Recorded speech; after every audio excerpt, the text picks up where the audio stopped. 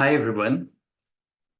There is a cartoon movie with the name The Prince of Egypt about the life of Moses that I really love because of the artistry in it and because of the music. And there is a specific music I really love, which is Through Heaven's Eyes. In this music, there is a moment where we listen to this. How can you see what your life is worth? You must look at your life through heaven's eyes. Indeed, inspiring to me. So the idea is that to find our real place in the tapestry of things, we look through heaven's eyes. Then our own little thread finds its rightful place in the biggest, huge tapestry of life. This is a nice idea to me.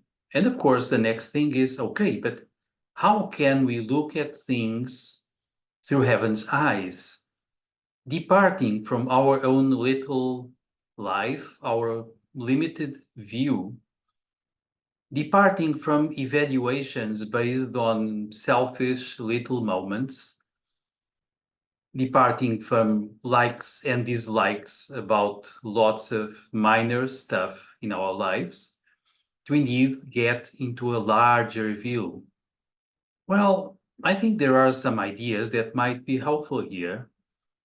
One of them being that we should stay mostly, of course, in the present, not with expectation, not with repetition of concepts, of ideas, not so much under the influence of a past that is mostly personal, self-centered, namely, not so much projecting ourselves and our little personal narratives towards the future, but staying here now with what some people like to call a beginner's mind, a mind that knows little and therefore is mostly open, ready to learn, ready to perceive, without this thing that is the dust of the days falling on our minds and sort of suppressing our creativity, our pure aliveness at the moment. And how do we do this? Well, cultivating love, big love for everything, everywhere, for living beings, for humanity in general, for the planet, for the universe, really helps a lot. As I like to say, when the sun rises, it rises for everyone everywhere. It's not choosing to send more light to a plant or an animal and less light to someone else. It shines towards all creatures everywhere, and then it's up to them to open and to benefit from the sun. But the sun is there for everything, everyone, everywhere. And we can try to develop a possibility of love from within that is a little bit like the sun shining towards everyone everywhere. And of course, accepting then that everyone everywhere is entitled to be wrong, to do mistakes, to be selfish, destructive, as well as being constructive, positive, and leaving a nice footprint in our hearts. All of this belongs in a general unity of things. Now, to cultivate a beginner's mind that stays in the present, that appreciates stuff, that has this ability of being in awe, of being enthusiastic, even about little things at the moment they are, there are some exercises that are quite useful.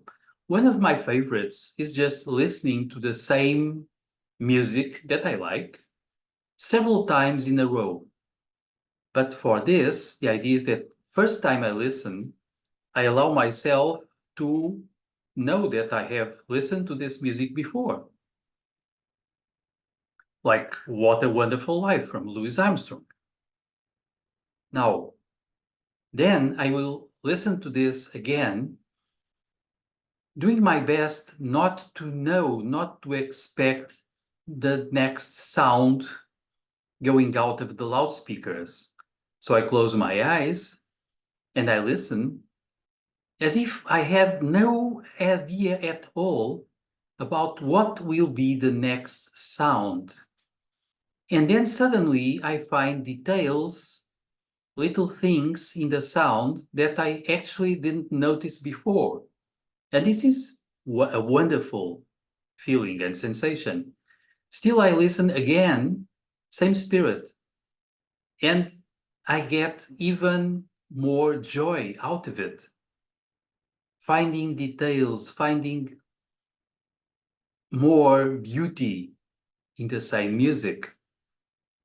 So an easy, nice, pleasurable exercise for cultivating a beginner's mind, for staying the present time, for really loving and appreciating stuff.